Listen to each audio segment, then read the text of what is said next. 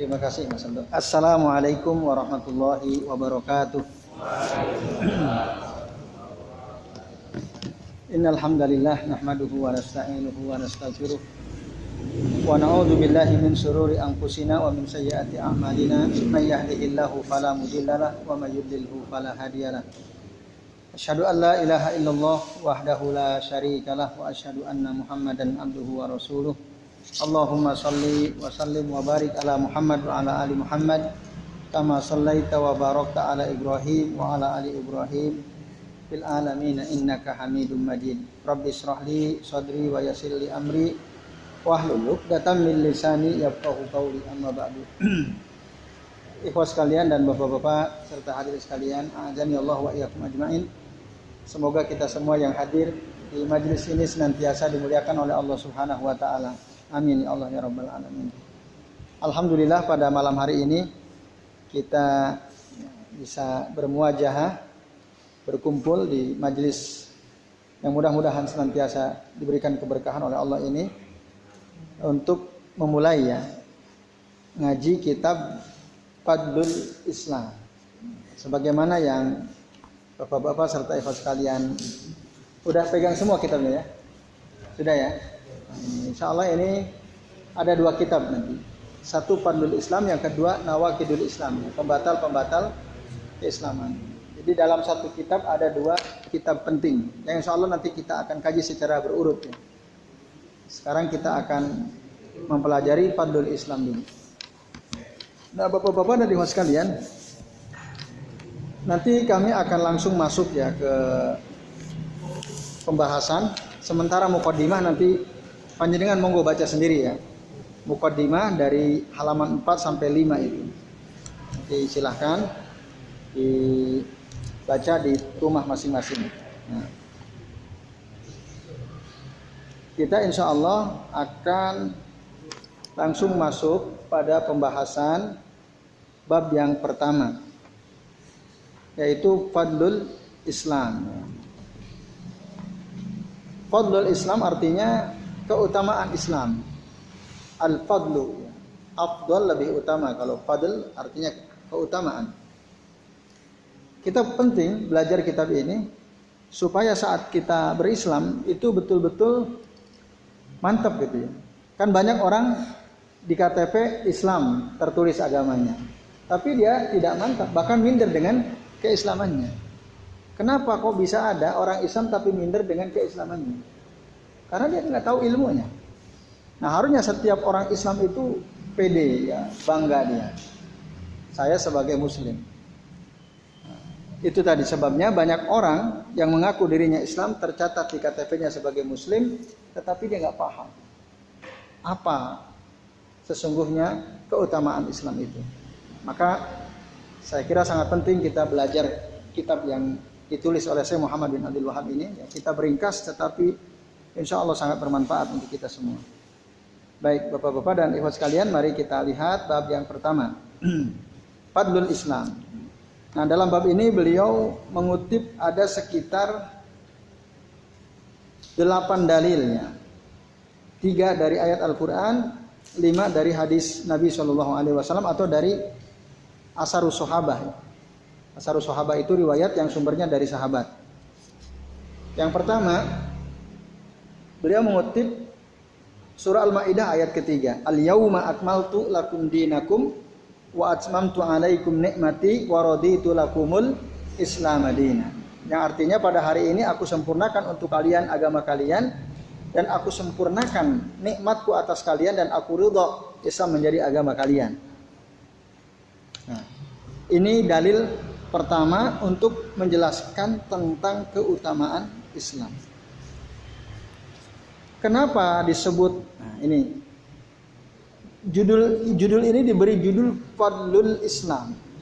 Nah, maksudnya bab ini akan menjelaskan tentang al-mahasin allati zada bihal Islamu ala ghairihi. Akan menjelaskan tentang kebaikan-kebaikan Islam atas agama-agama lain selain Islam. Akan menjelaskan masalah itu, masalah penting itu. Orang Arab biasanya, bapak-bapak sekalian, ini nanti kalau ada yang ingin lebih lebih luas ya pembahasannya, bisa dicari nih kitab yang ditulis oleh seorang ulama namanya Shalih bin Abdullah bin Hamad Al-Usaimi. Ini syarahnya.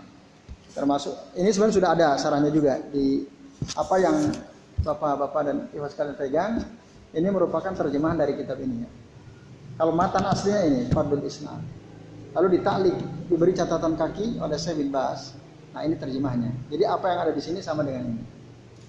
Nah, ini syarahnya juga lebih detail daripada yang ada di sini, Nanti monggo dicari. Nggak tahu apakah sudah ada terjemahnya apa belum ya. Jadi saya pegang yang teks Arabnya. Nah, jadi Bapak-bapak dan ikhwas sekalian, orang Arab itu biasanya ketika dia menyebutkan kata fadl, fadlul syai' atau fadlul Islam misalnya, keutamaan Islam, keutamaan sesuatu. Nah, sebelum dijelaskan apa hakikat Islam, tiba-tiba kitab ini menjelaskan tentang keutamaan Islam kan. Hakikat Islamnya belum dijelaskan, langsung keutamaan. Nah, biasanya orang Arab kalau langsung bicara tiba-tiba keutamaan sesuatu, itu artinya hakikat dari sesuatu itu sudah maksyufah maklumah. Sesuatu yang sudah diketahui. Gitu. Udah terbuka, orang udah tahu semua apa hakikat Islam itu. Maka karena sudah diketahui, ya sudah, langsung aja dijelaskan tentang keutamaannya. Itu satu. Lalu yang kedua, ya, kata Ibnu Hajar Al-Asqalani, kalau kita mau mendahulukan kata al-fadl atau keutamaan sebelum menyebutkan sesuatu, itu harus dipenuhi syaratnya. Ada 2 syarat yang harus dipenuhi. Satu, tadi hakikat yang mau dijelaskan keutamaannya itu sudah jelas, sudah clear. Islam itu harus sudah jelas. Kalau sudah jelas, maka langsung saja jelaskan apa keutamaannya. Dan yang kedua adalah iradatut tasywiq ilaihi, supaya orang tertarik untuk mempelajari apa ya keutamaan Islam. Maka disebutkanlah judulnya Fadlul Islam. Nah, ini penjelasan dari Ibnu Hajar Al-Asqalani rahimahullah. Nah, baik Bapak sekalian, tadi kembali kepada ayat yang pertama ini. Disebutkan al-yauma akmal. Berdasarkan ayat ini, kata Syekh Al-Usaimi, keutamaan Islam berdasarkan surah Al-Maidah ayat 3 ini, setidak-tidaknya kita bisa temukan ada 3. Ada keutamaan Islam dilihat dari 3 sisi berdasarkan ayat ini. Ya, kalau Bapak-bapak nanti sekalian baca ya, ayat yang tadi yang sudah kita baca itu, ada 3 sisi keutamaan Islam. Yang pertama, dari sisi kesempurnaannya. Maka Allah katakan al-yauma akmaltu lakum dinakum. Pada hari ini aku sempurnakan untuk kalian agama kalian. Artinya agama ini sempurna. Segala sesuatu yang sempurna baik atau tidak? Baik. Nah, jadi kalau kita dipilih beli handphone, satu sempurna, satu agak rusak-rusak gitu ya. Agak tergores, kita pilih mana? Nah, pasti pilih yang halus sempurna gitu ya, nggak ada kerusakan. Nah, Islam itu agama yang sempurna. Yang bilang agama yang sempurna siapa? Allah Azza wa Jalla. Allah sendiri. Itu. Lalu yang menyempurnakannya siapa? Allah. Allah itu adalah zat yang maha segalanya. Allah adalah sang pencipta. Tidak ada sesuatu yang lebih mulia, lebih agung daripada Allah Azza wa Jalla. Yang menyempurnakan agama ini adalah Allah. Coba bayangkan, ya, sudah sempurna dan yang menyempurnakannya bukan makhluk, tetapi Allah sendiri. Nah, ini yang pertama, Bapak-bapak dan ikhwat sekalian ya. Jadi kesempurnaan Islam itu menjadi keutamaan dari Islam itu sendiri, dan hebatnya lagi yang menyempurnakan adalah Allah, bukan makhluk. Itu sisi yang pertama. Yang kedua, wa atmamtu alaikum ni'mati. dan aku sempurnakan nikmatku atas kalian. Ini artinya Allah hendak menegaskan bahwa Islam itu adalah nikmat. Islam itu adalah nikmat. Bahkan ajallu nikmatillahi azza wa jalla alaina. Bahkan seagung-agung nikmat yang Allah berikan kepada kita adalah Islam. Islam itu ajallu nikmah wa akbaru nikmatin. Nah, itu. Jadi tidak ada kenikmatan yang lebih besar daripada Islam. Bisa makan enak nikmat atau bukan? Nikmat. Bisa hidup sehat? Nikmat. Tapi kalau kita bisa makan enak, hidup sehat, agamanya bukan Islam, kira-kira gimana nasibnya? Nanti di hari akhir habis semua itu kenikmatan. Pernah dalam satu hadis Rasul menjelaskan, jadi ada orang nanti kelak di akhirat oleh Allah dicelupkan sebentar saja ke dalam api neraka, sebentar sekali. Padahal dia waktu hidup di dunia kaya raya, ya, pokoknya hidupnya melimpah sejahtera. Saat dia dicelupkan ke dalam api neraka hanya sebentar sekali, lalu ditanya oleh Allah, wahai fulan, bagaimana keadaanmu? Apa saja nikmat yang pernah engkau rasakan? Dia bilang tidak ada satupun kenikmatan yang pernah saya rasakan. Padahal dia hidupnya di dunia mewah, mungkin semacam Bill Gates lah begitu ya. Jadi apa-apa dia punya, mau apa saja bisa. Tapi saat dia dicelupkan sebentar langsung angkat, hilang semua kenikmatan yang pernah dirasakannya ini. Jadi nggak ada artinya. Tapi kalau orang agamanya Islam, mungkin di dunia hidupnya susah, gitu ya. Bisa jadi kan, ada orang di dunia hidupnya susah. Mau makan besok aja bingung. Duitnya mana itu, ada enggak? Mau makan sama apa? Nah, tapi Islamnya bagus. Ibadahnya bagus. Di dunia sebentar dia sengsara. Di akhirat selama-lamanya dia bahagia. Nah, itu maka ajallu nikmatin huwal Islam. Nah, berdasarkan kata-kata wa atmamtu alaikum nikmati, maka berdasarkan ayat ini keutamaan Islam sisi yang kedua, bahwa Islam adalah nikmat yang paling besar. Yang pertama apa tadi? Karena dia adalah agama sempurna dan yang menyempurnakannya adalah Allah. Yang kedua, nikmat yang paling besar. Tidak ada kenikmatan yang lebih besar daripada Islam. Semua kenikmatan nggak ada artinya kalau kita tidak Islam. Dan yang dari sisi yang ketiga, Bapak-bapak dan Ibu sekalian, Allah tutup ayat 3 dari surah Al-Maidah ini dengan kalimat waraditu lakumul Islam madina.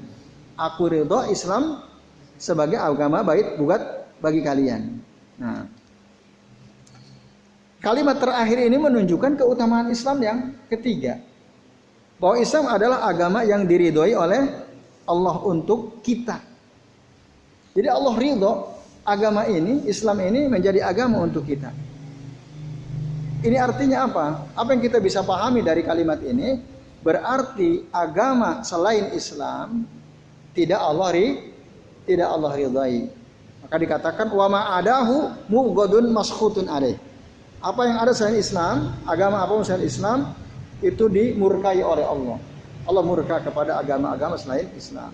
Nah, ini maka dalam ayat lain ya surah Ali Imran ayat 85 Allah Ta'ala menguatkan ya ayat ini, yaitu wa may yabtaghi ghairal islami dinan fala yuqbala minhu wa huwa fil akhirati minal khasirin.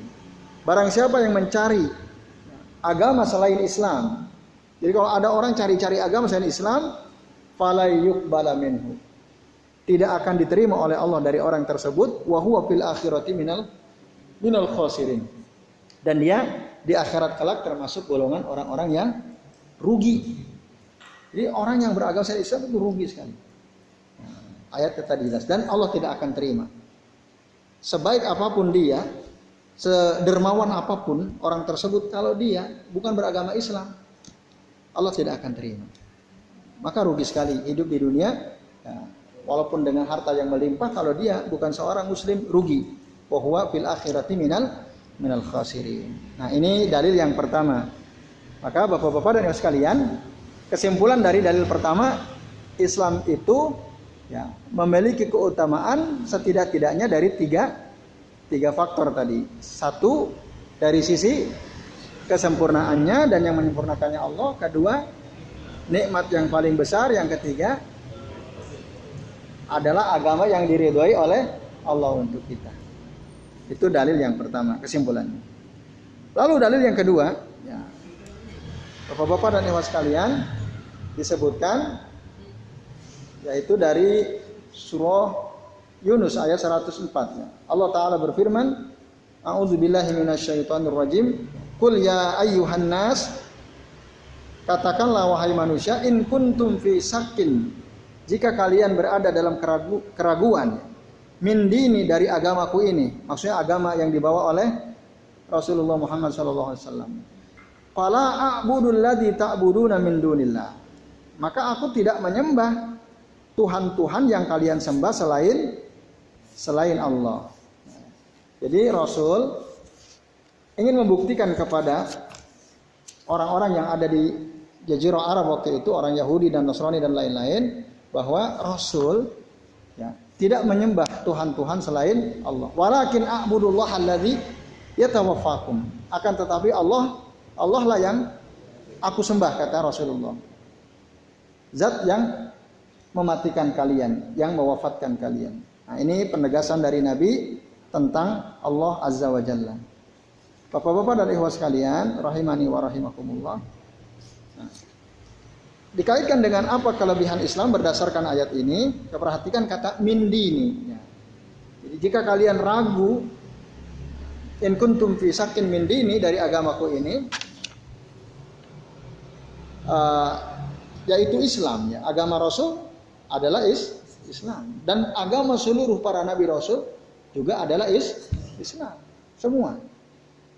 Nanti ada Islam ala sabili al-am, ada Islam ala sabili al-khas. Ya. Islam dalam arti umum, ada Islam dalam arti khusus.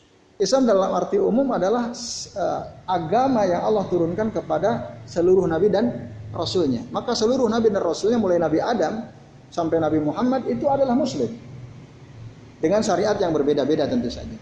Nah, sementara al-Islamu ala sabili al-khas, Islam dilihat dari perspektif khusus, yaitu agama yang Allah turunkan kepada Nabi Muhammad Shallallahu Alaihi Wasallam beserta syariat-syariat yang ada.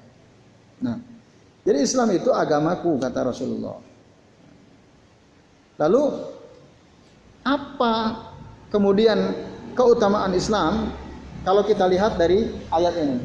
Ayat ini menjelaskan bahwa Islam itu adalah a'budullah, ya. Di kalimat terakhir, a'budullaha alladzi yatawaffakum. Keutamaan Islam terletak pada zat yang disembahnya. Zat yang disembah dalam Islam itu apa? Allahu wahdah, Allahu wahdah, Allah saja. Nah, dalam Islam yang disembah itu hanya Allah saja. Setiap jiwa itu membutuhkan sesembahan yang bisa dia jadikan sebagai tempat untuk berkeluh kesah, sebagai tempat yang akan dia agung-agungkan. Setiap jiwa manusia punya kecenderungan itu.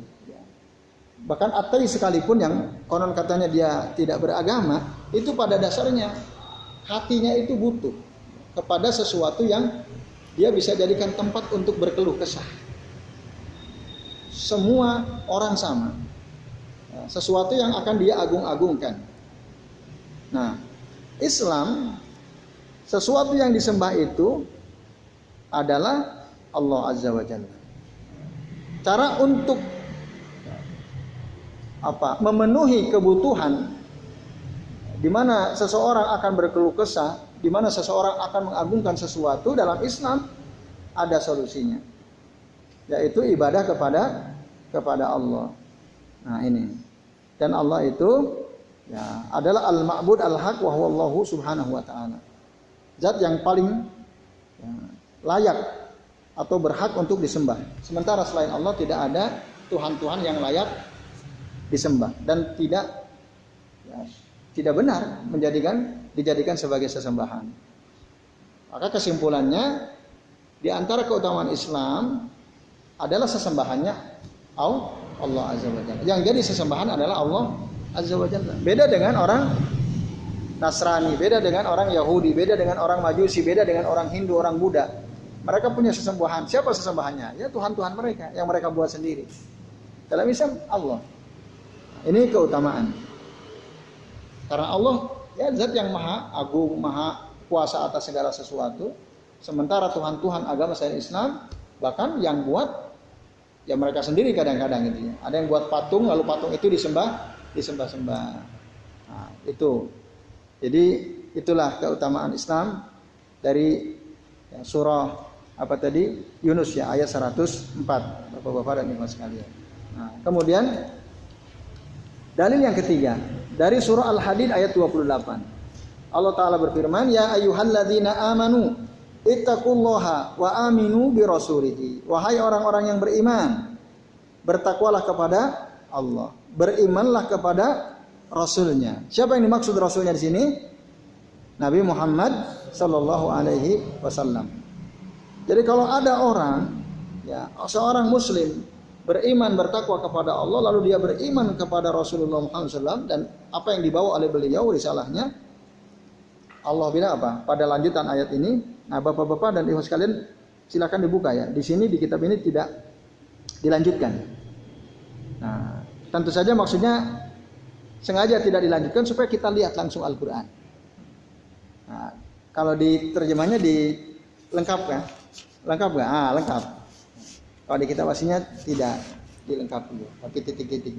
Nah, disebutkan ya ayyuhalladzina amanu taqullaha wa aminu bi rasulihi yu'tikum kiflain min rahmatihi. Satu. Ya, jadi orang yang beriman, bertakwa, percaya kepada Rasul atau dalam tanda kurung dia adalah seorang muslim,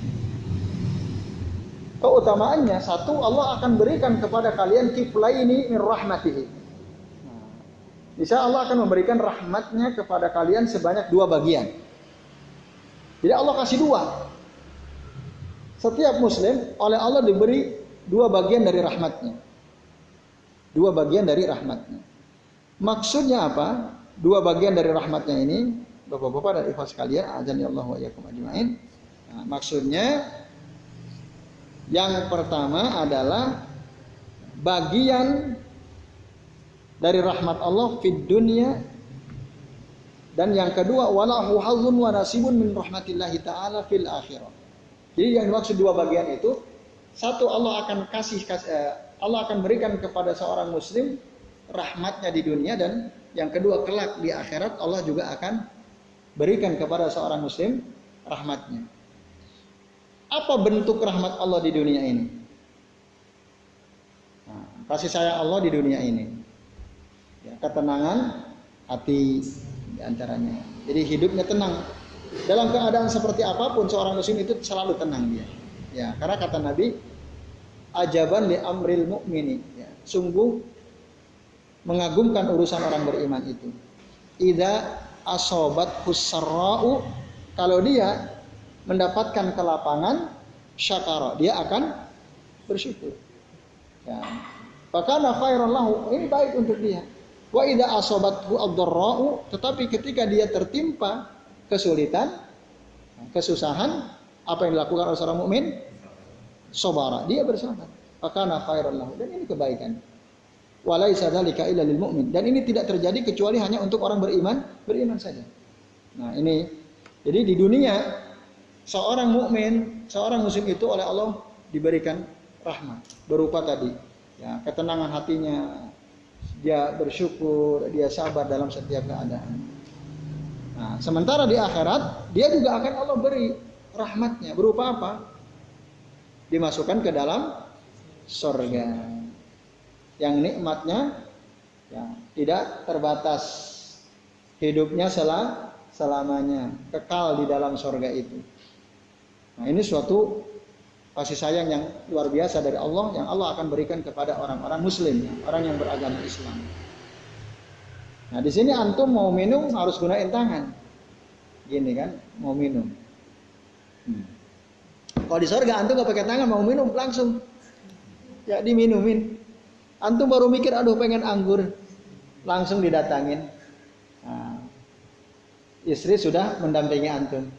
Nah, sekarang antum mau nikah aja repot ya yang belum nikah. ngumpulin uang dulu macam-macam. Di sorga antum nggak usah ngeluarin uang, sudah ada pendamping kita. Nah, dalam keadaan yang terbaik ya teman-teman sekalian.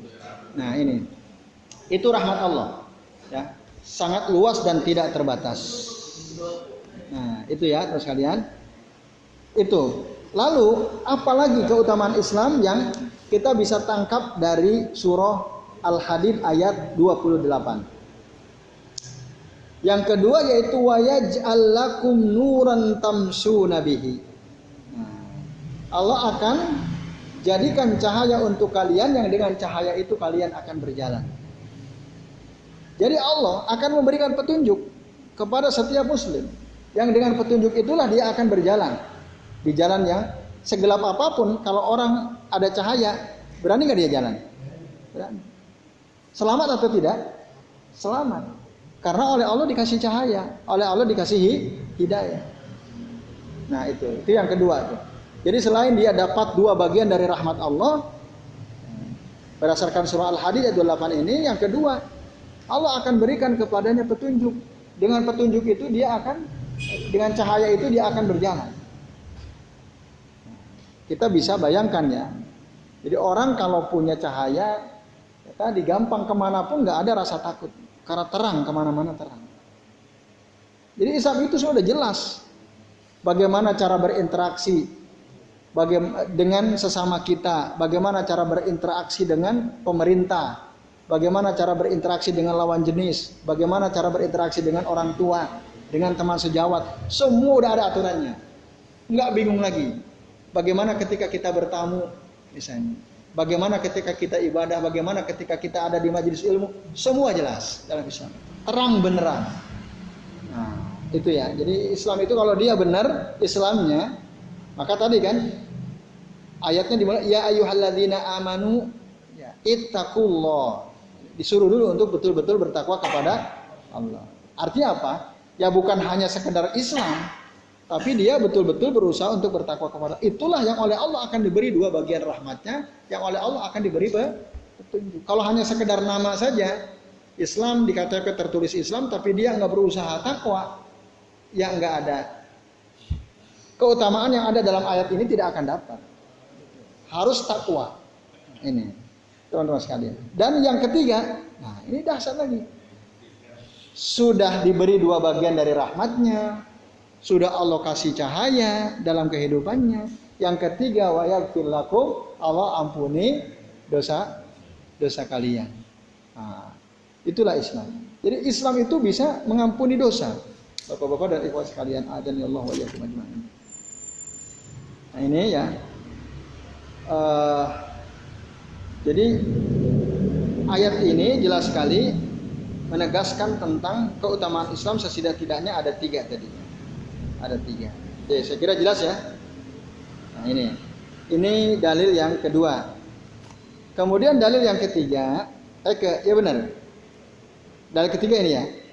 Nah, sekarang dalil yang kalau teman-teman gabung dari ayat 1, ayat 2, ayat 3 ada berapa tuh sudah? Keutamaan Islam ada berapa tuh? Nah, ayat pertama 3. Ayat kedua 1. Ayat ketiga 3, berarti total 7. Fadlul Islam ada 7 dari 3 ayat. Kemudian dari hadis Nabi sekarang, mari kita lihat. Wa fis sahihi an Ibnu Umar.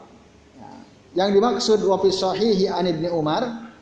Jadi saya Muhammad bin Abdul Wahhab kadang-kadang beliau itu ketika akan mengutip hadis Nabi, kalau beliau menyebut wa fis sahih itu artinya ada 2.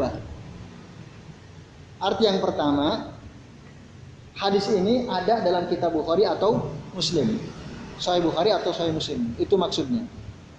Jika tidak, maka maksudnya adalah hadis ini derajatnya sahih. Tidak ada di Bukhari Muslim, tetapi ada di yang lain dan derajatnya sahih. Maka beliau akan katakan wafis sahih.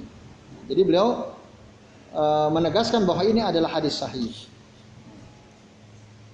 Bagaimana hadisnya? Yaitu hadis dari Abdullah bin Umar radhiyallahu anhu.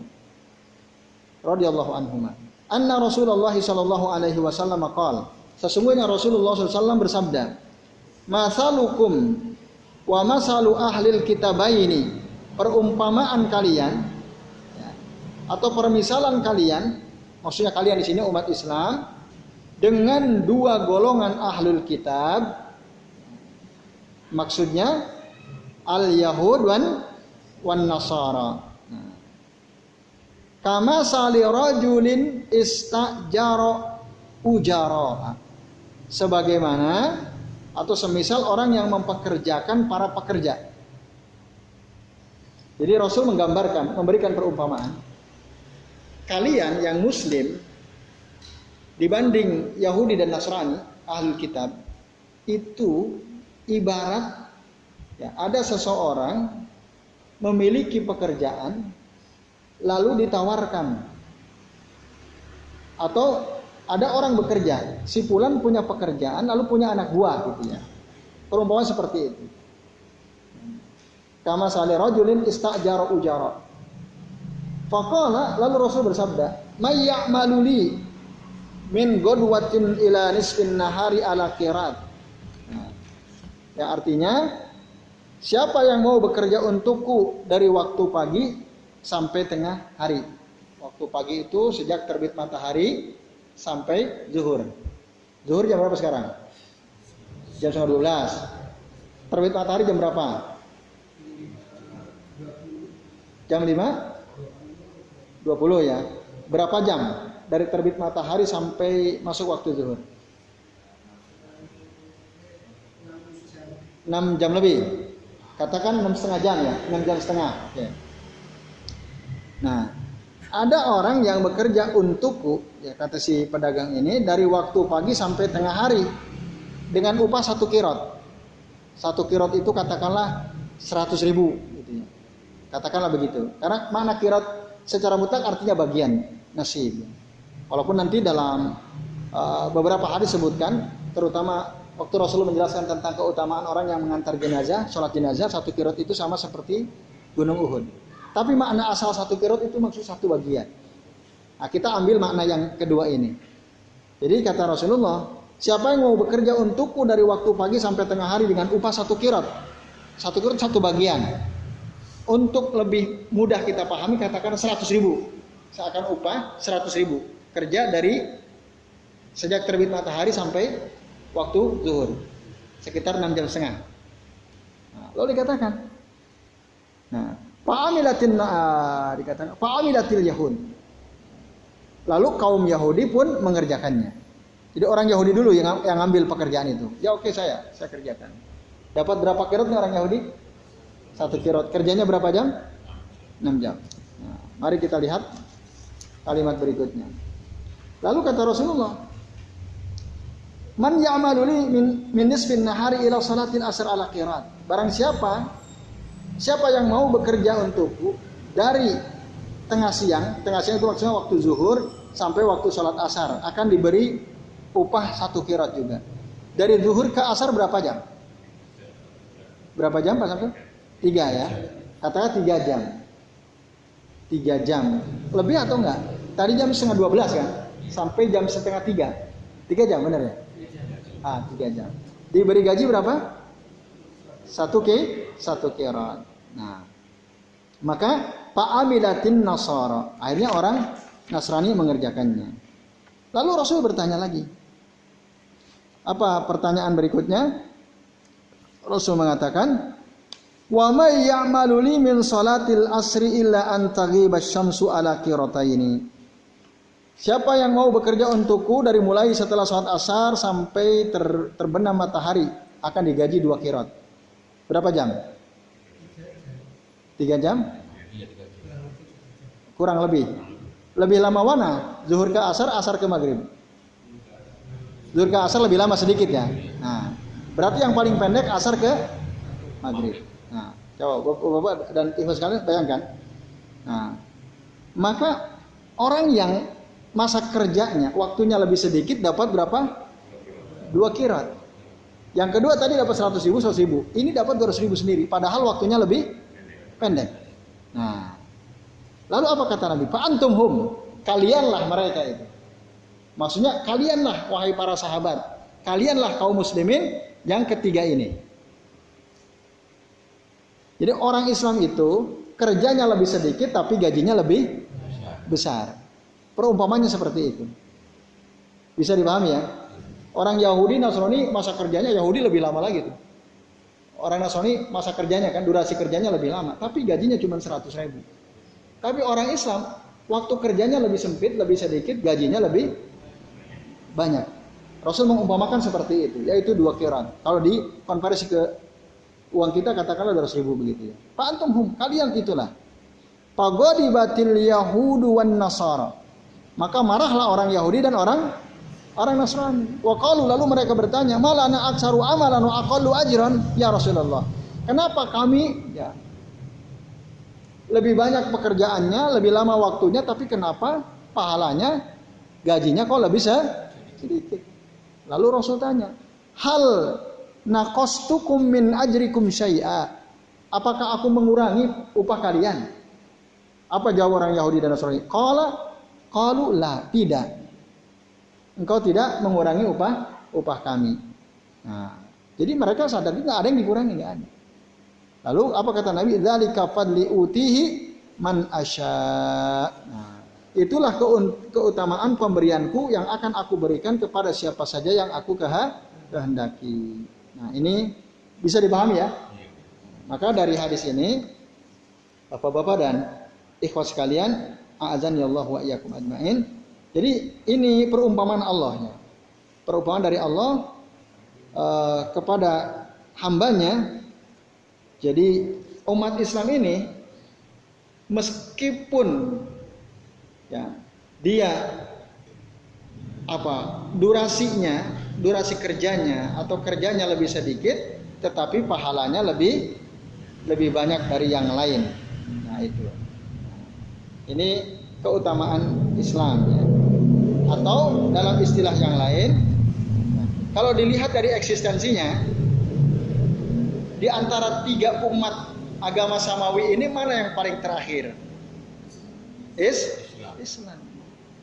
Paling akhir, ya, tetapi dia paling baik. Ya. Dapat ganjaran atau pahala lebih baik daripada umat-umat sebelumnya. Ya.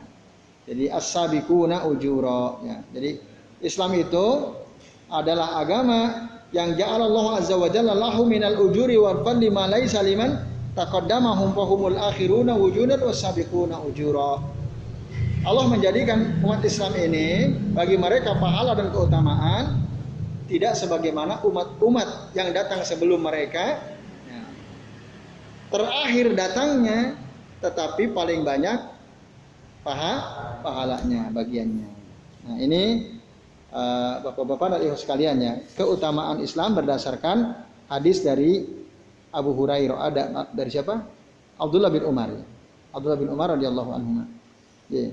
Sekarang yang hadis yang kedua. Wa fihi aidan an Abi Hurairah radhiyallahu anhu qala.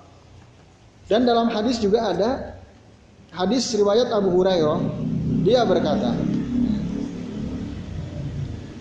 qala Rasulullah sallallahu alaihi wasallam, Rasulullah sallallahu bersabda, adallallahu anil jumu'ati man kana qablana. Allah menyesatkan dari hari Jumat orang-orang atau kaum sebelum kita, sebelum umat Islam. Fakana lil yahudi yaumus sabt. Bagi orang Yahudi ada hari yang diagungkan oleh mereka, yaitu hari Sabtu. Hari Sabtu. Jadi hari agungnya orang Yahudi itu hari Sabtu. Wan nasara yaumul ahad. Dan hari yang diagungkan oleh orang Nasrani hari apa? Benar nggak? Benar ya? Maka ibadah mereka, kumpul-kumpul mereka itu hari Ahad. Kalau orang Islam hari apa kumpul-kumpulnya? Hari Jumat. Maka faja Allahu bina fahadana liyaumil jumu'ah. Lalu Allah datangkan untuk kita dan memberi petunjuk kepada kita dengan memberikan kepada kita hari Jumat, hari yang utama. Wa kadzalika, kata Rasulullah, dan demikianlah hum tabaun lana yaumal qiyamati. Mereka pun akan mengikuti kita pada hari kiamat. Kalau kita ditanya di antara 3 hari itu mana yang paling awal? Kalau dihitung 3 hari tadi, Ahad, Sabtu, Jumat. Yang pertama mana? Nah, menurut kita Jumat ya, Jumat, Sabtu, Ahad ya, Jumat, Sabtu, Ahad. Menurut hadis ini juga begitu. Walaupun kalau di apa? Kita pikir secara makna, Ahad itu artinya satu, Isnain dua, Senin kan, Salasa kan tiga, Arba itu dari Arba'ah empat, Khamis dari Khomsah lima. Baru Jumat tidak berdasarkan hitungan. Sabat dari Sab'ah sabat ya. Jumat itu tidak disebut apa? Sita enggak ya, tapi Jumat beda jauh sekali. Karena dari kata jam'un ya berkumpul. Nah, kalau ditanya orang mana lebih dahulu? Ya Jumat. Setelah Jumat apa? Sabtu. Setelah Sabtu apa? Ahad. Artinya Jumat dulu, baru kemudian Sabtu, baru kemudian Ahad. Lalu kata Nabi, nahnul akhiruna min ahli dunya wal awwaluna yaumal qiyamati.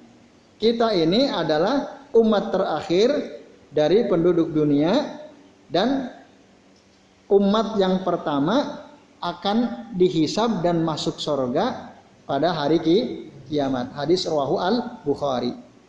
Itu keutamaan Islam. Islam agama terakhir. Terakhir secara eksistensi, tapi pertama ketika dihisab. Nah, ini yang orang-orang Yahudi dan Nasrani iri. Kok bisa ya? Begitulah. Jadi Islam itu di antara kelebihannya adalah dia kelak kaumnya, umatnya akan dihisab pertama kali sebelum umat-umat yang lain. Padahal berapa orang itu? Umat yang Allah ciptakan dari Nabi Adam sampai sekarang. Banyak sekali kan? Kalau ditanya pun umat paling banyak pemeluknya hari ini umat agama apa? Yang terbanyak di dunia nomor 1 Nasrani. Nasrani masih Nasrani. Islam itu kedua, ya, Islam kedua. Nah, kalau dikumpulkan dari dulu sampai sekarang kita nggak bisa ngitung berapa. Nanti pada hari kiamat ketika kita dihisab Islam duluan. Padahal harus antri. Antrinya nggak sejam 2 jam. Ya. Berapa lama katanya? Nah, 500.000 tahun atau 50.000 tahun itu ya. Nah, sampai-sampai ketika ada sahabat baca surah Al-Mutaffifin itu ya. Wailul lil mutaffifin alladzina idza talu 'alan nasi yastawfun wa idza kaluhum aw wazanuhum yukhsirun. Ala yazunnu ulaika annahum mab'usun. Tidaklah mereka mengira bahwa mereka akan dibangkitkan. Li yaumin azim, pada hari yang agung. Yauma yaqumun nasu li rabbil alamin, pada hari di mana orang-orang akan berdiri di hadapan Tuhan Rabb semesta alam, di hadapan Allah. Ada sahabat baca sampai ayat berapa? 5 itu kalau nggak salah. Pingsan. Nggak bisa melanjutkan membaca surah Al-Mutaffifin. Dibangun-bangunkan pingsan. Akhirnya suatu saat siuman. Pas siuman ditanya, kenapa engkau ketika membaca sampai ayat ini kok langsung terpingsan? Itu kata dia, karena aku pernah mendengar Rasulullah bersabda. Nah, kelak nanti umat manusia akan berdiri di hadapan Allah, ada di antara mereka yang tenggelam oleh keringatnya sendiri sampai kedua mata kaki. Ada yang tenggelam sampai lututnya, tenggelam sampai pinggangnya, tenggelam sampai dadanya, sampai lehernya, bahkan tenggelam seluruh tubuhnya oleh keringatnya sendiri. Di mana matahari Allah dekatkan kira-kira 1 mil ya. Panas nggak itu? Panas sekali. Sekarang aja panas banget kan? Kalau pas siang itu. Padahal jaraknya berapa jaraknya? 149 juta kilometer ya. Nanti cuma 1 mil, 1,8 kilo. Nah, jadi nggak bisa dibayangkan bagaimana ngerinya. Lalu dihisab. Dihisab itu apa? Dihitung amalnya satu-satu. Antum tahu berapa lembar buku catatan amal setiap orang? Ada yang masih ingat? Setiap orang itu punya buku catatan amal. Jumlahnya berapa? Berapa halaman? Berapa lembar? Dalam hadis dikatakan tis'atun wa tis'una sijlan. Setiap orang punya buku catatan amal yang jumlahnya ada 99 lembar. Lebih tebal dari ini. Siapa? Ini ada berapa halaman? 80. Lebih tebal dari inilah sedikit. Lebih tebal. Dalam bayangan antum tebal nggak tuh 99 halaman? 99 halaman. Kayaknya nggak tebal ya. Tapi coba dengarkan penjelasan Nabi berikutnya. Likulli sijlin, setiap lembarnya itu arduhu, lebarnya panjangnya madal basor, sepanjang mata memandang. Jadi tebal apa enggak tuh? Satu lembar catatan amal setiap hamba itu, satunya itu panjang lebarnya sejauh pandangan mata memandang. Dihisab satu-satu, lama atau tidak itu? Satu orang tuh segitu. Ya Rabb. Makanya nggak akan ada yang kuat. Nah, dalam keadaan seperti itu, yang mengerikan itu, umat Islam lah yang pertama kali Allah hisab. Yahudi yang awal-awal turun, bingung dia. Wah lama sekali umat Islam aja udah banyak gitu kan. Mereka antri. Nah ini ikhwas sekalian dan bapak-bapak, azan ya Allah wa iyyakum ajmain. Ini adalah fadlul Islam, kelebihan Islam. Terakhir datangnya tapi pertama dihisabnya. Baik, kemudian dua dalil, tiga lagi ya. Dalil berikutnya hadis ya, mu'allaq dari Nabi SAW annahu qala. Ini mu'allaq itu maksudnya hadis riwayat Imam Bukhari tetapi beliau keluarkan secara mu'allaq. Apa sih maksud ta'liq mu'allaq itu? Maksudnya hadis yang disebutkan oleh Imam Al-Bukhari tidak secara lengkap disebutkan para perawinya, sanad riwayatnya. Nah, biasanya kan Imam Bukhari menyebutkan lengkap. Telah bercerita kepadaku guruku bernama Fulan bin Fulan. Telah bercerita kepadaku guruku Fulan. Terus begitu kan? Nah, kalau ada hadis yang dimaksud mu'allaq dalam kitab Bukhari, artinya Imam Bukhari langsung menyebut nama sahabat kemudian Nabi. Atau langsung menyebut qalan Nabi, tidak menyebutkan siapa, sanad perawinya tidak disebutkan. Itu namanya hadis mu'allaq yang ada dalam Imam Bukhari, Sahih Bukhari. Bagaimana bunyi hadisnya? Annahu qala, sesungguhnya Nabi SAW, beliau bersabda, ahabbud dini ilallahi al-hanafiyatus samha. Agama yang paling dicintai oleh Allah adalah agama Islam, al-hanafiyatus samha. Al-Hanafiyah, masih ingat teman sekalian? Al-Hanafiyah itu adalah agama yang hanya beribadah kepada Allah, agama lurus yang disembah hanya Allah. Maka makna Al-Hanafiyah itu adalah al-iqbalu 'alallahi azza wa jalla wahdah. Hanya menghadap kepada Allah, mengharap kepada Allah. Itulah Islam. Satu-satunya agama yang hanya menghadap kepada Allah, menghadapkan seluruh peribadatannya kepada Allah adalah Islam. Maka disebut Al-Hanafiyah. Tidak ada kesyirikan. Maka Nabi Ibrahim ya alaihi salam itu kana hanifan musliman wa ma kana minal musyrikin. Nabi Ibrahim itu adalah orang yang lurus ya, terus seorang muslim dan bukan termasuk golongan orang-orang yang musyrik. Itu Nabi Ibrahim. Lalu as-samha atau samaha artinya adalah al-yusru was-suhulah. Gampang. Jadi Islam itu adalah ya, agama yang hanif, agama yang samha. Hanif itu tadi jelas ya. Jadi yang dituju hanya Allah. Dalam akidahnya Islam itu hanif. Karena yang dituju hanya Allah, tidak ada sekutu baginya. Dalam syariatnya Islam itu samha. Samha itu gampang. Syariat Islam mudah sekali, bahkan marronatun fi tatbiqatiha. Marronatun fi tatbiqatiha artinya lentur dalam penerapannya.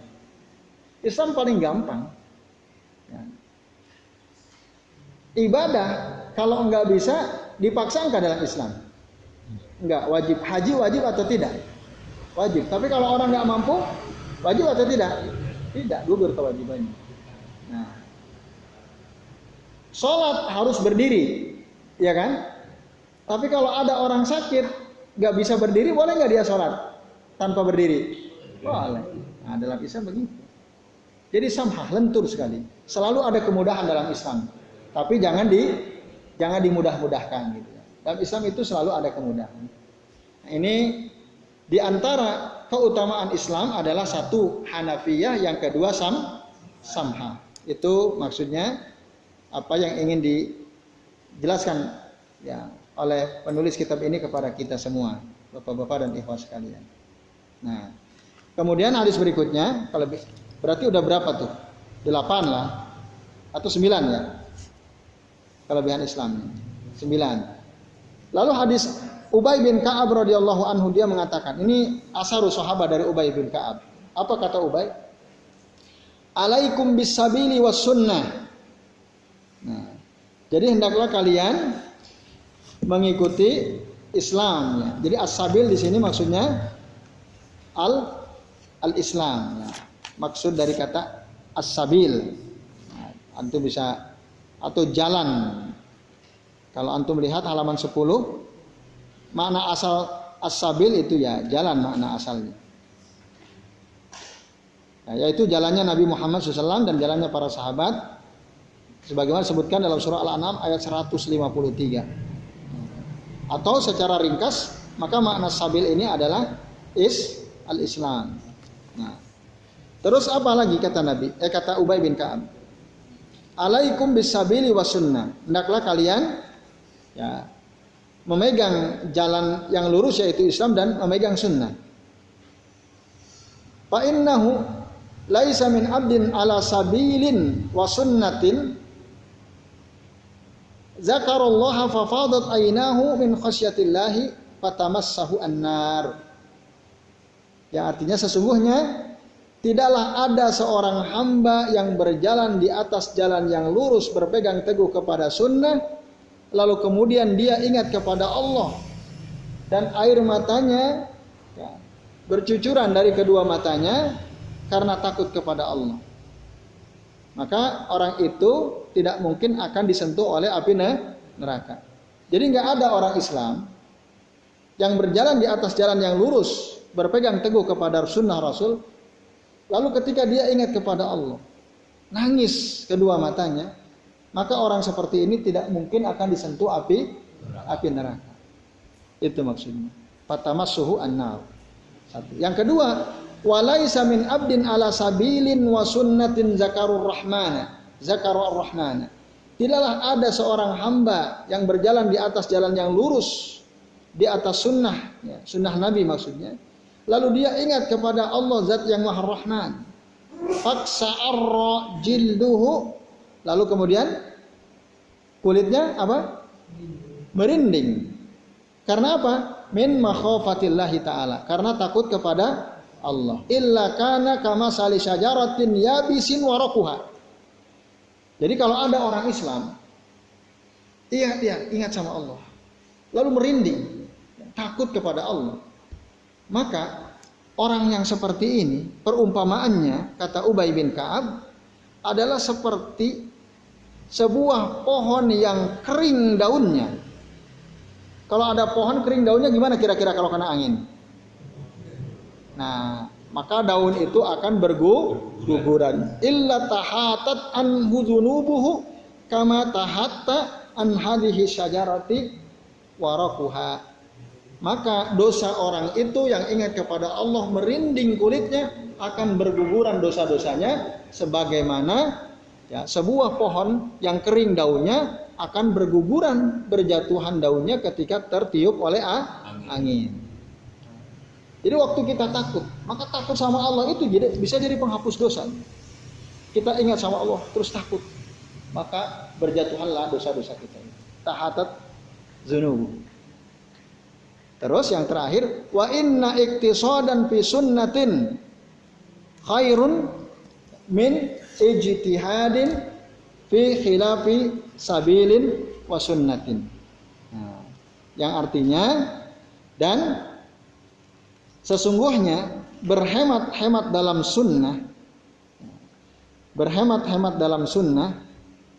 maksudnya berhemat-hemat dalam sunnah itu ya sedikit dalam sunnah, sederhana dalam as-sabil dan sunnah, khairun, itu lebih baik, min ijtihadin fi khilafi sabilin wa sunnatin, dibanding bersungguh-sungguh dalam perkara yang menyelisihi Islam, maksudnya menyelisihi kitab, wa sunnah, dan menyelisihi sunnah.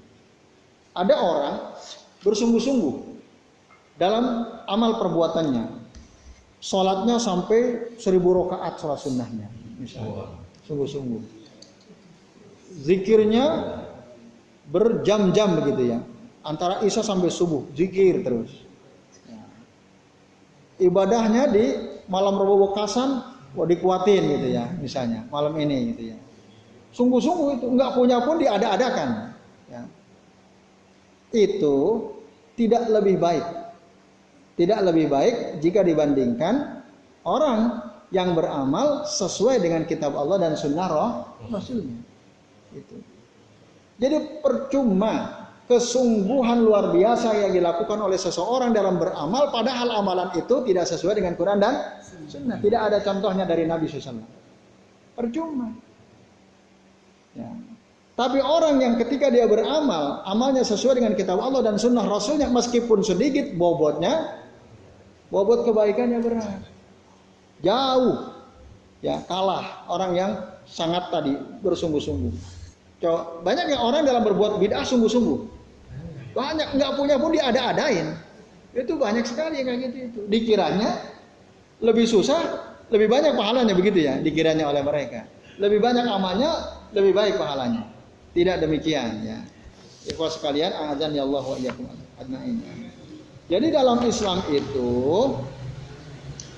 tidak dilihat dari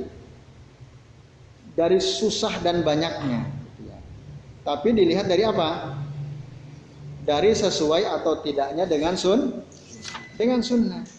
Itu. Nah, itulah Islam.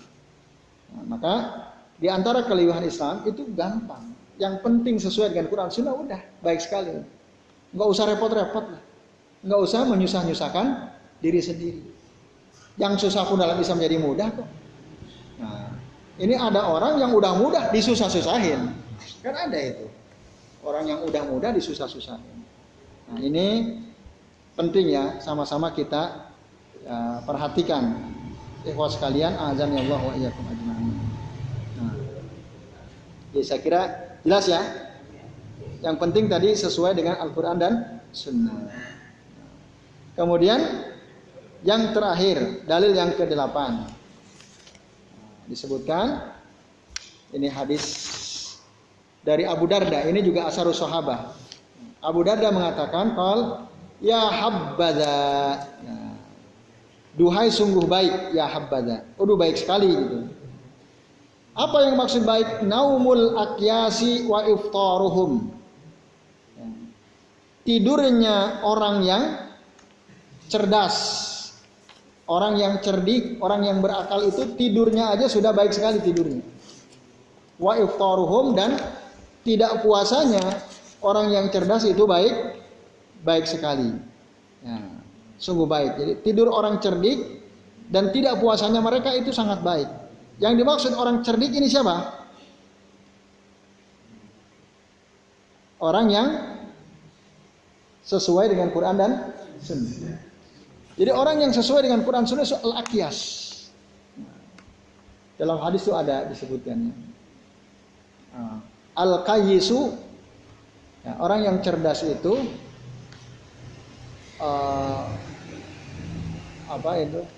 adalah orang yang Rasul mengumpamakan orang yang cerdas sama orang yang bodoh. Ada yang hafal nggak tuh hadisnya? Nah, jadi mandana nafsahu. Jadi orang cerdas itu orang yang mengendalikan hawa nafsunya, mandana nafsahu. Terus wattaba'a hawahu, apa ya? Kalau nggak salah, dia hawa nafsunya itu ikut mengikuti sunnah. Sementara orang yang al-ajij, orang yang bodoh itu adalah orang yang manittaba'a hawahu, orang yang mengikuti hawa nafsunya, wa tamanna 'alallahil amaniyah. Banyak menghayalkan gitu ya, mencita-citakan sesuatu tapi nggak beramal, itu orang bodoh. Nah, kalau orang cerdas itu dia menundukkan hawa nafsunya dan dia mengikuti apa yang telah dibawa oleh Rasulullah SAW. Nah, lalu kata sahabat Abu Darda radhiyallahu anhu, beliau bilang, ya habbadan naumul akyas wa iftaruhum. Sungguh, ya, duhai betapa baiknya tidurnya orang yang cerdas, maksudnya tadi orang yang mengikuti Quran dan Sunnah, dan duhai betapa baiknya tidak puasanya mereka. Jadi orang cerdas itu tidur dan tidak puasanya itu mengandung nggak puasa mengandung kebaikan, tidurnya aja mengandung kebaikan. Nah, lalu apa? Kemudian, kaifa yagbinuna saharul hamqa wasiyamahum. Bagaimana bisa orang-orang yang mengalahkan bergadangnya orang yang dungu dan puasanya mereka? Jadi orang yang cerdas itu dia bisa mengalahkan begadangnya orang bodoh, orang dungu. Begadang dalam arti dia ibadah terus tapi dungu, nggak punya ilmu. Ibadahnya tanpa ilmu atau mengikuti ilmu yang bukan dari Rasulullah SAW. Sampai dia begadang tiap malam, ngapain ibadah? Tapi cara-cara ibadahnya tidak sesuai sunnah. Kemudian puasa, rajin puasanya, tapi puasanya juga tidak sesuai dengan puasa ajaran Rasulullah. Ya. Puasa ajaran Nabi puasa apa saja? Puasa Ramadan, puasa Daud, puasa Asyura, puasa apa lagi? Puasa Arafah. Terus apa lagi? Ayamul Bid. Apa lagi? Nah, itu ya ada dalilnya kan? Puasa Syawal. Ada orang puasa tapi cara puasanya 3 tahun. Nah, itu ada amalan yang diamalkan oleh sebagian kaum muslimin. Dia puasanya 3 tahun berturut-turut. Kalau 1 kali batal harus ulangi lagi. Itu ada. Ada amalan seperti itu. Saya punya teman begitu. Nah, itu ya. Namanya puasa dalail namanya. Disebutnya puasa dalail. Ini ajaran sufi. Puasa dalail. Itu 3 tahun, harus 3 tahun. Kalau batal harus ulangi lagi. Suatu kali ada seorang ibu minta kepada saya, Mas Hasan tolong nasihati itu anak saya. Kenapa Bu? Itu dia puasa terus. Tidak pernah buka-buka. Maksudnya tiap hari puasa terus gitu, nggak pernah nggak puasa. Udah berapa lama Bu? Bertahun-tahun. Bertahun-tahun. Nah, saya tanya ternyata namanya puasa dalail. Saya bilang, Mas, mendingan kita puasa ya sesuai dengan yang diajarkan oleh Rasulullah SAW. Rasul pernah nggak ngajarin puasa 3 tahun berturut-turut? Kalau batal sekali ulangi lagi. Ada dalilnya? Dari Nabi nggak ada. Tapi ada orang yang ngamalin. Dan itu jadi amal andalan. Nah ini ya. Jadi ada orang yang mengamalkan amal puasa banyak sekali. Mungkin dia mengira hebat, lebih hebat daripada orang yang nggak mampu puasa seperti dia. Padahal nggak ada dasarnya dari Nabi SAW. Kan rugi. Orang seperti itu kalah sama orang yang ikuti sunnah meskipun dia nggak pernah puasa gitu ya. Ya, bukannya orang yang mengikuti sunnah Rasulullah itu bisa mengalahkan puasanya orang yang puasa bertahun-tahun tadi yang tidak pernah diajarkan oleh Rasulullah SAW. Walaupun mungkin dia merasa lebih baik. Berdasarkan apa yang dikatakan oleh Abu Darda radhiyallahu anhu ini, jadi orang yang tidur, orang cerdas yang mengikuti kitab dan sunnah, tidurnya dia, tidak puasanya dia, itu lebih baik daripada ibadahnya orang dungu dan puasanya orang dungu. Jadi al-hamqa di sini orang dungu itu lebih bodoh daripada orang bodoh. Jadi bodohnya kuadrat itu. Al-ahmaq. Jadi bodoh sekali. Ada orang yang suka bilang dungu tuh ya. Artinya mungkin dia kenal ahmaq. Dalam bahasa disebut ahmaq itu ajhalu minal jahil, lebih bodoh daripada orang bodoh. Maka disebut dungu itu ya. Nah, jadi ada orang dungu, maksudnya apa dungu itu? Udah tahu Quran Sunnah mengajarkan begini, tapi dia tinggalkan Quran Sunnah. Apa coba disebutnya kalau bukan orang dungu? Nah, Kan orang dungu itu, udah jelas dalilnya tapi dia tinggalkan dalil itu. Nah, kemudian apalagi kata Abu Darda, beliau katakan, wala misqalu dzarratin min birrin ma'at taqwa wa yaqinin a'zamu wa afdalu wa arjahu min amsalil jibali min ibadihi al-mubtarrin. Nah, yang artinya sungguh satu zurrah. Zurrah itu apa? Ada yang mengatakan biji, ada yang mengatakan semut kecil, zurrah.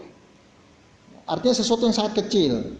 Satu zurrah kebaikan ma'at taqwa wa yakin, yang disertai dengan takwa dan keyakinan. Nah,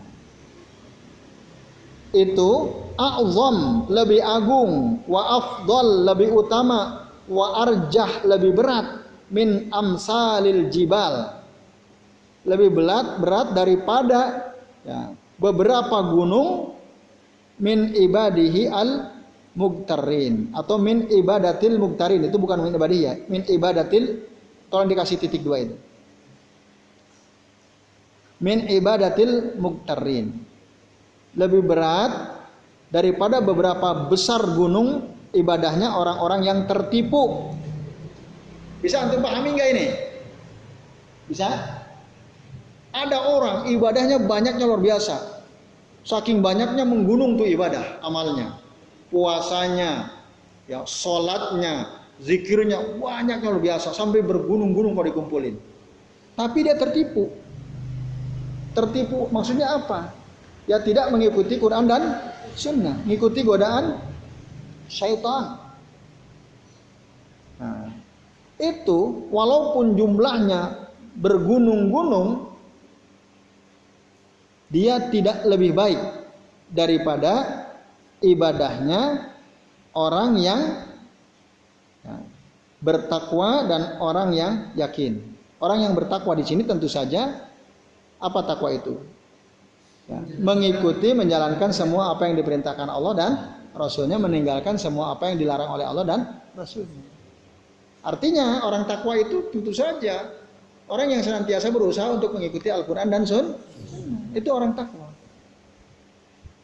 Nah, lalu dia yakin saat dia mengamalkan amalan, dia yakin meskipun sedikit, sebesar zarrah tadi, itu lebih agung, lebih baik, lebih berat daripada tumpukan gunung amalan ibadah orang-orang yang tertipu al-mubtari, yaitu orang-orang yang ibadahnya itu tidak dilandasi oleh dalil yang kokoh, tidak didasari oleh dalil-dalil yang sahih. Nah, ini Bapak-bapak dan ikhwan sekalian, a'adzanillahu wa iyyakum ajmain. Jadi Islam itu ya, ini keutamaannya. Orang kalau berilmu ya, Islamnya benar, dia punya ilmunya, sedikit dia beramal, tapi pahalanya besar sekali, bahkan bisa mengalahkan ya, banyaknya amalan orang-orang yang tertipu itu. Nah, maka dikatakan al-a'zamu fil a'mali ihsanuha wala taksiruha. Keagungan amalan itu dilihat dari baiknya, bukan dari banyaknya. Dalam surah apa tuh? Surah Al-Kahfi. Liyabluwakum ayyukum ahsanu amala. Untuk menguji kalian, siapa di antara kalian yang paling baik amalnya. Bukan aksaru amala, bukan paling banyak amalnya, bukan. Tapi yang Allah inginkan yang paling baik amalannya. Apa amalan yang terbaik yang dimaksud? Adalah amalan yang diterima di sisi Allah. Adakah amalan yang lebih baik daripada amalan yang diterima di sisi Allah? Enggak ada kan? Amalan terbaik adalah amalan yang diterima. Bagaimana syarat supaya amal kita diterima? Ikhlas lillahi ta'ala dan ittiba' li Rasulillah SAW. Jelas sekali ya? Nah, itulah amal terbaik. Suatu amalan dikatakan baik jika satu dia ikhlas, yang kedua dia ittiba' kepada sunnah Rasul. Itu amal yang baik. Liyabluwakum ayyukum ahsanu amala, bukan aksaru amala. Makanya Rasul ngajarin kita doa, Allahumma inni a'udzubika, Allahumma a'inni ala zikrika wa syukrika wa husni ibadatik. Ya Allah, tolonglah aku untuk bisa senantiasa mengingat Engkau, untuk senantiasa bisa bersyukur kepadamu, dan untuk senantiasa bisa memperbaiki amal-amalku kepadamu. Ala husni ibadatika. Artinya kita mohon bantuan kepada Allah supaya amal kita ini benar, amal kita ini baik sesuai dengan sunnah Rasul. Maka sungguh aneh ada orang sering berdoa dengan doa ini, tapi terhadap perkara bid'ah sangat welcome gitu ya. Bahkan senang banget dengan perkara bid'ah. Tapi doanya itu yang nggak nyambung. Harusnya kalau orang ingin ibadahnya baik, setiap dia tahu ini bid'ah tinggalin. Oh ini bid'ah tinggalin. Ada nggak dasarnya? Nggak ada, tinggalin. Nah itu benar tuh. Antara doa dengan amalnya nyambung. Maka itu teman sekalian, ya, amalan itu keagungannya diukur berdasarkan baiknya, bukan banyaknya. Nah, ini maka Ibnu Qayyim al-Jauziyah mengatakan, wallahu la yardo bi kasrati fi'lina. Allah tidak ridho dengan banyaknya amalan kita. Allah tuh nggak ridho dengan banyaknya amalan kita. Seberapapun banyak amal kita, Allah nggak ridho.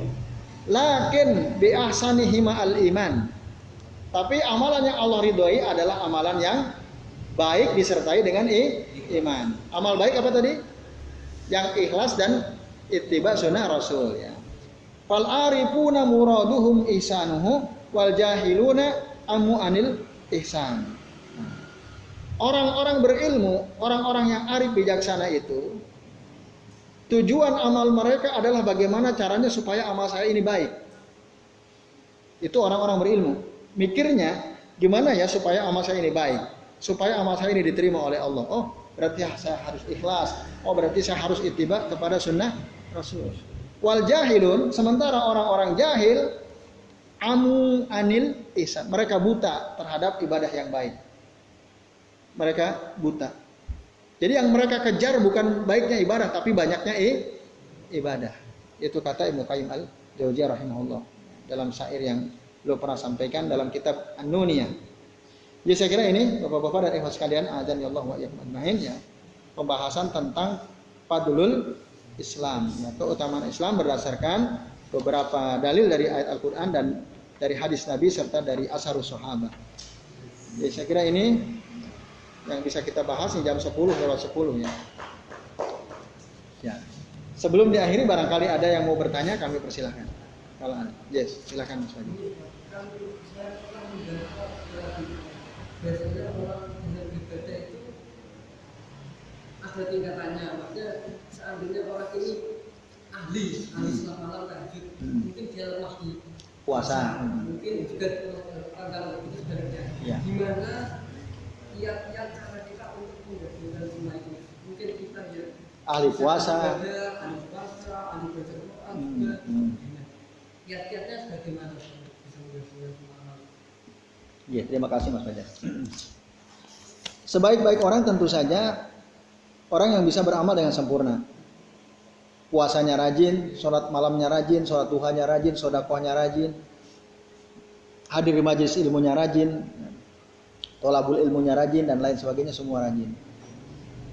Pertanyaannya, apakah kita termasuk yang rajin seluruhnya? Puasa rajin, sholat lail nggak pernah ketinggalan, sholat jamaah selalu datang lebih awal misalnya, hadir ke majelis ilmunya rajin. Nah, apakah kita sudah masuk? Kalau sudah, alhamdulillah, itu luar biasa. Ya. Kalau ada orang sholat jamaahnya selalu datang lebih awal daripada yang lain. Puasa Senin Kemis jalan, puasa Ayamul Bid jalan, sedekah jalan, majelis taklim ya, hadir ke majelis taklim jalan. Kalau ada orang mampu melakukan itu secara istiqomah, itu baik sekali. Tapi banyak orang, dia hadir ke majelis ilmunya oke, tapi puasa, kalau puasa susah banget. Nah itu ya. Ada orang puasanya rajin tapi susah bangun malam. Ada nggak? Ada. Macam-macam orang, bertingkat-tingkat. Maka memang kebaikan itu banyak. Kuncinya juga banyak. Ada kitab judulnya Mafatihul Khair, kunci-kunci kebaikan, karya Syekh Abdul Razak Al-Badar rahimahullah.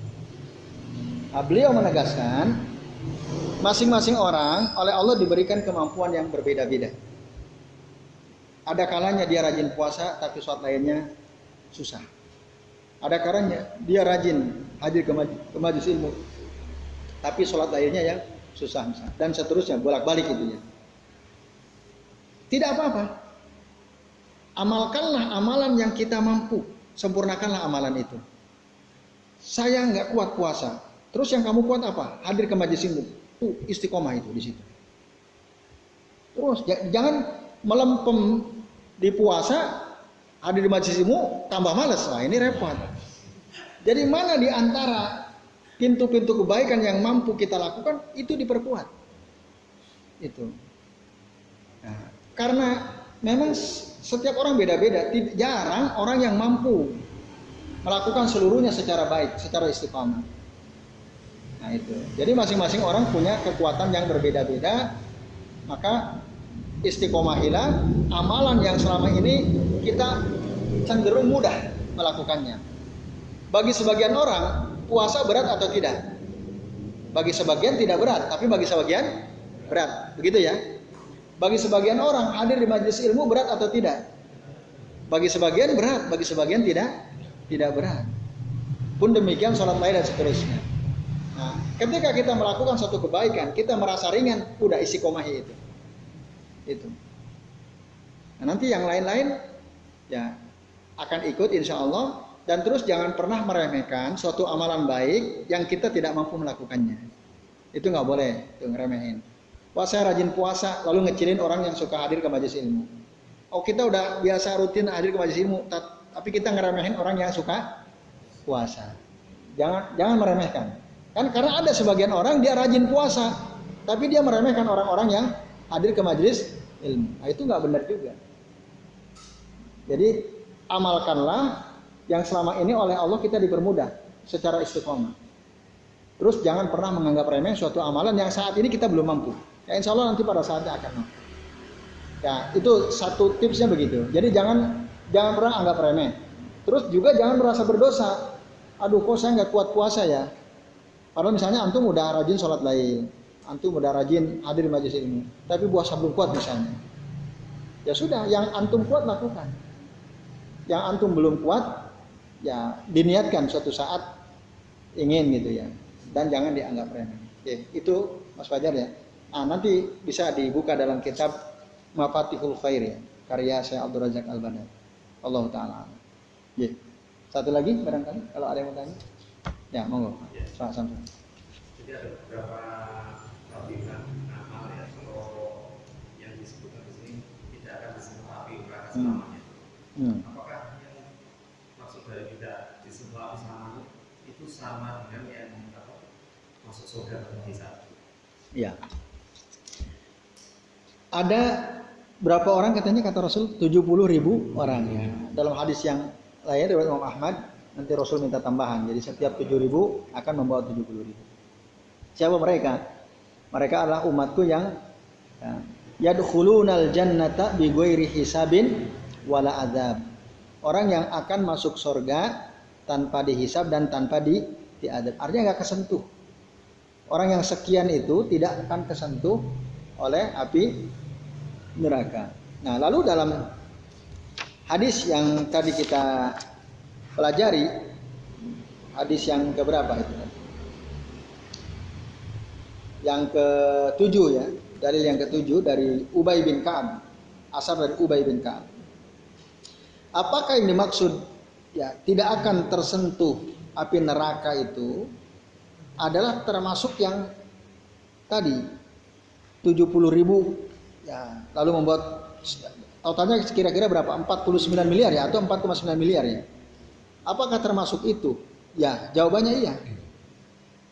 Karena yang tidak tersentuh oleh api neraka yaitu mereka itulah sebagaimana dikatakan oleh Nabi Shallallahu alaihi wasallam.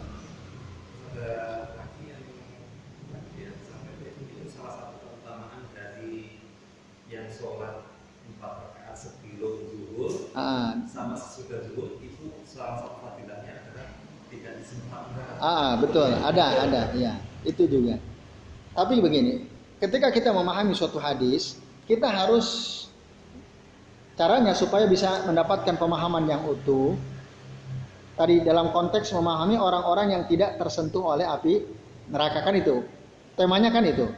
Kumpulkanlah hadis-hadis yang bicara soal itu siapa saja. Lalu kemudian kita gabungin, oh ternyata ada syaratnya. Syaratnya ya dijelaskan dalam hadis yang ada di kitab Tauhid itu. Ada 4 itu. Humul ladina la yastarquna wala yaktawuna wala yatatayyaruna wa ala rabbihim yatawakkalun. Syaratnya 4 itu. Orang rajin sholat ba'diyah zuhur, qobliyah zuhur 4 rakaat. Tapi tawakalnya tidak sama Allah, maka bisa gugur tuh jaminan itu. Jadi selalu ada ya ada itu tadi. Dia akan terbebas dari siksa api neraka, tidak akan kesentuh api neraka selama tidak ada al-mawani namanya. Selama tidak ada penghalangnya. Kalau ada penghalangnya, jaminan itu bisa gugur.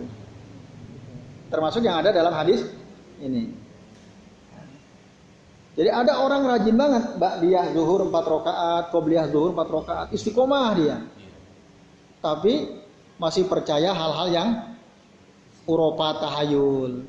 Terus kalau dia ada masalah lupa sama Allah, tawakalnya sama yang lain gitu. Walaupun dia rajin menjaga 4 rakaat ba'da dan qobla zuhur, ya jaminan tidak akan kesentuh api neraka jadi gugur, tidak.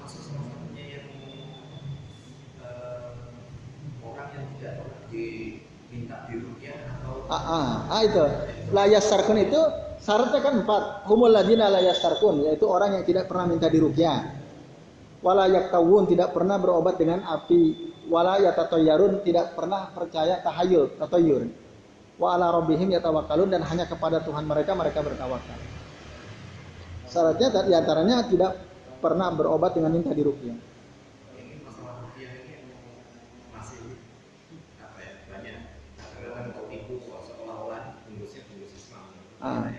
Sementara yang kita dengar sekarang ini kan banyak sekali bahkan ada di TV yang seperti itu ya, yang bisa menghanguskan karcis masuk surga tanpa dihisab dan diazab. Ya, yang dimaksud hadis itu ada sebagian ulama memahami secara mutlak. Pokoknya siapa saja orang yang pernah minta diruqyah dengan cara ruqyah apapun itu jadi hangus tiketnya. Baik ruqyah syirkiyah maupun ruqyah syar'iyah. Baik diruqyah secara syar'i sesuai tuntunan syariah atau diruqyah dengan ruqyah yang mengandung unsur kesyirikan. Kalau ada orang pernah minta diruqyah, apapun bentuk ruqyahnya hangus. Gitu. Menurut sebagian ulama. Terus gimana? Ya jangan minta diruqyah. Lah kalau saya sakit, ruqyah diri sendiri, jangan minta orang meruqyah kita, gitu. Kalau kita meruqyah diri sendiri boleh. Rasulullah kan tiap hari meruqyah dirinya. Setiap kali mau tidur, baca ayat kursi, al-ikhlas, al-falaq, an-nas, tiup-tiup, dilaf, itu kan meruqyah. Kenapa tidak kamu sendiri ruqyah dirimu? Kok minta sama orang? Oh nggak bisa, berarti ente kurang yakin. Itu. Harus yakin bisa.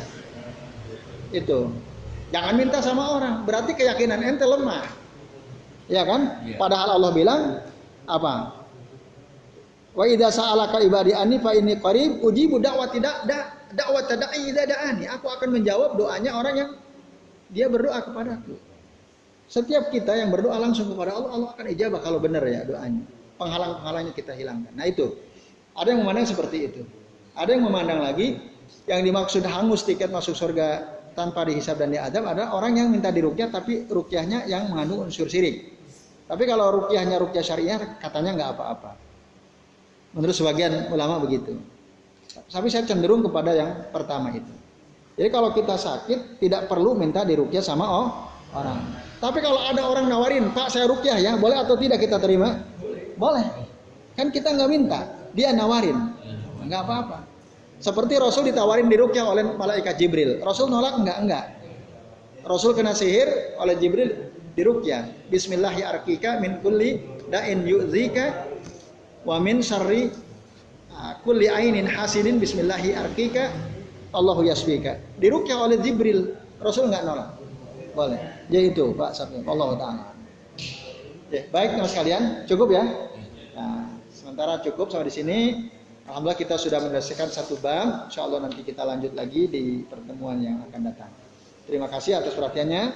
Sebelum saya kembalikan waktu ke Mas Abdul, saya mohon maaf bila ada kesalahan dan saya akhiri. Wassallallahu ala Muhammadin wa ala alihi wa sahbihi wa barik wasallim. Billahi taufiq wal hidayah. Wassalamualaikum warahmatullahi wabarakatuh.